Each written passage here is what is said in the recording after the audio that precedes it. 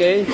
Oy, according sa ano ko ha, mga subscribers, mga viewers, na ang palatandaan to talaga na napakasarap at legit na bulalo is yung bulalo to talaga na wala kang makikitang sibo sa sabaw, which is totoo.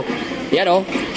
Wala akong nakikitang sibo, pero siguro normal kasi ano siya, tawag nito, mainit, no? Pero pag mabugno siya, mugahi na, mukaging, no? Pero wata kabalo, sige lang. Basta, lami man siya o dili, ang importante is nakatesting na dali, di ba? Oo, kay mao gyud ginasugyot. Manny Pacquiao. Oh, labilay. Oh, naki MJS, na Corina Sanchez, oh. Lami. Okay. Yun nga no, ang inyong abang lingkod na si Galada Explorer ay experience ho talagang sumakay ng barko papuntang General Santos City.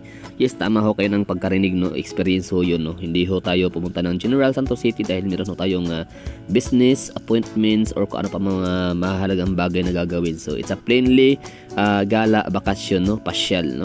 So ang binayaran ho ni Galada Explorer dito ay 2,900 plus para sa kwarto na exclusive for 2. Pero ang binayaran ho natin is 2,600 pesos lang kasi kasama ko ay senior citizen. Meron ho siyang na-avail na discount kaya naging 2,600 pesos na lang.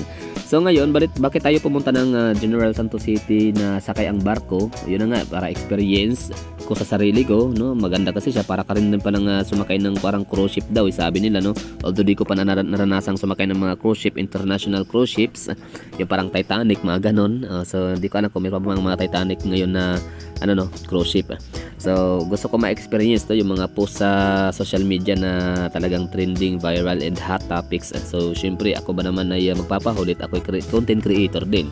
And pangalawa, yung nanay ko rin, kumbaga parang gusto ko rin na maka-experience din siya kahit paano. And pangalawa, makapunta rin siya ng General Santos City kasi napadaan lang siya nung araw, no? Dumadaan lang sila, hindi siya talaga yung bababa at yun magliliwaliw, magagala, magsa-side trip. Talagang plain daan lang, no? At pangatlo or pangalawa, pang ilan na ba, basta yung purpose din nun is para mapuntahan din namin yung aming long time friend or sabihin nating family friend, no, na dekada na rin mahigit ang nakalipas nung siya ay lumisan sa aming lugar. So dito na siya napadpad sa General Santos City kasi nga dito siya nakapagpangasawa. At irason din doon para din kami makakain sa pinakasikat na awing balbakwa sa General Santos City. Ang balbakwa ni awing ay kilala dito sa Jensan. In fact, ang dami ho nating mga followers, masugid na mga taga-panood, no, na taga-Jensan na talagang recommended na kapag pupunta ka ng General Santos City ay wag mong kalimutan or wag kaligtaan, don't dare to miss out, no, na hindi kumain ng balbakwa in Bulalo ni awing kasi yun nga ang suki ni Manny Pacquiao, nila Milay Cantiveros at kung sino pang mga taga-Jinsan dyan. And na-feature na rin ho ito ni Dro Arellano ng Biyahe ni Dro, ng Magandang Buhay, Sarap TV, Corina Sanchez at kung ano pa. So yun ho, bali ito po ang magiging content ho talaga natin ngayon, no, kung masarap nga ba ang wings balbakwa in Bulaloan dito sa Jensan sa Kalumpang. So tingnan ho natin, no, na makikita naman yan sa ekspresyon ng aking nanay kung siya ba talaga ay makukontento yung kanyang taste buds, no, sa kanyang natikmang balbakwa in Bulalo. So ako, wala akong problema dyan, wala akong credibility masyado, no, para magsabi ng masarap na bulalo or balbakwa. Although konti lang, meron akong credibility pero konti lang. Although may taste naman ako, pero hindi ka ako ganun ka particular sa mga ganung pagkain. Okay, so let's go. Okay, so ito yung sinasabing awing balbakwahan na kung saan suki daw ni Manny Pacquiao or ni Milay Cantiveros.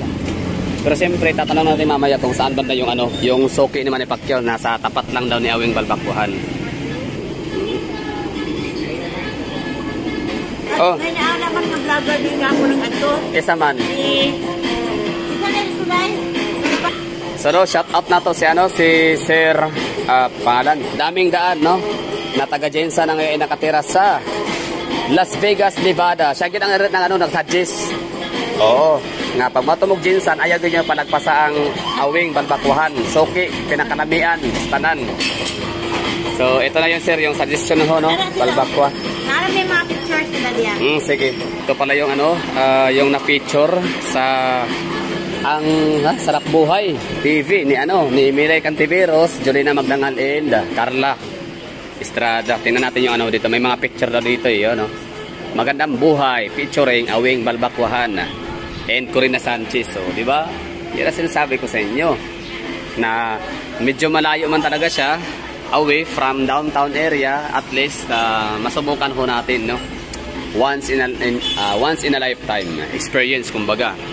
Kung masarap, syempre, kapag masabi natin, although hindi naman talaga Balbakwa Bulalo enthusiast, no? Pero alam ko yung masarap kasi syempre, pag sinabing Bulalo kasi Balbakwa Bulalo sa Tagaytay City, sa may Mahogany. Syempre, nakakain tayo ng bulalo doon na masarap talaga ang bulalo sa Tagaytay Mahogany.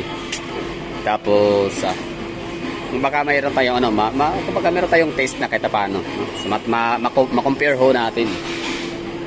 Yan lang. So kung masarap siya, ito, syempre sa mga future na mga visitor papuntang Jensan na makakilala ho natin, kamag-arakan, kapitbahay, and mga subscribers, mga viewers, pwede ho kayong i-recommend ho dito na. Oo nga, legit nga talaga siyang masarap. Pwede talaga siyang puntahan. So maliban sa Corina Sanchez, maliban sa GMA Pinasarap, and magandang buhay, at saka ito rin pala si Biyahe ni Dro, features Awing Balbakwa. Yun, no?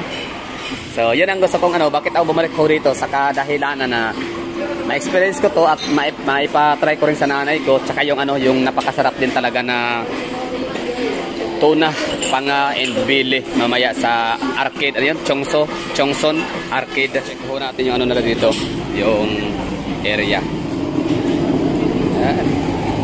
Ay, kawali.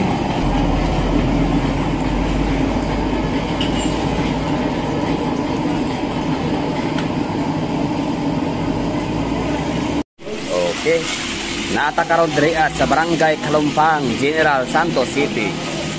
Para mukaon tagwan sikat nga Bulalo o Balbakwa. Ginakan-ano ni Manny Pacquiao og nilamilay kan Tiberos. Namin sa Bulaloan, no? Sobrang dami na doon, no, sa may Mahogany. Sa Davao meron din napakarami sa Bangkirohan, pero siyempre try natin tong recommended. Dali mga unta. Tara na usay mga mastorya. Asang Balbakwa ni? Kani? Amok ang naguro ni. Okay, wait lang Balbakwa. May unod, may bukog. May Bulalo no. Dara, Balbakwa na panit. Okay. Oy, according sa mga subscribers, mga viewers, na ang palatandaan to talaga na napakasarap at legit na bulalo is yung bulalo to talaga na wala ka makikitang sibo sa sabaw, which is totoo. Yan wala na nakikitang sibo, pero siguro normal kasi siya, tawag nito, mainit, no? Pero pag mabugno siya, mugahi na, mukaging, no? Pero wata kabalo, sige lang. Basta, lami man siya o dili, ang importante is nakatesting na dariya, di ba? Kay maugi ginasugyot. Coconut Manny Pacquiao. Labilay. Naki MJS, na Corina Sanchez, lami. Okay. Ano bulalo, kaway bukog. Di ba? Pero gana ko tong naibukog po, tong tambok. Okay, bye-bye. Agdaha sila ngaon. Nanta. So kung famous ngayon ang parisan ni Diwata, ay famous din ang Awing Balbakwa, So timeless, no? Timeless means never age. Never age, bakit dito matanda ba? Dire. Ayan si madam, At doon nagtatapos yung ating video, no? So masarap nga ba ang Balbakwa and bulalo ni Awing? Para sa akin masarap ang Balbakwa. Ang bulalo hindi masyado. Thank you for watching.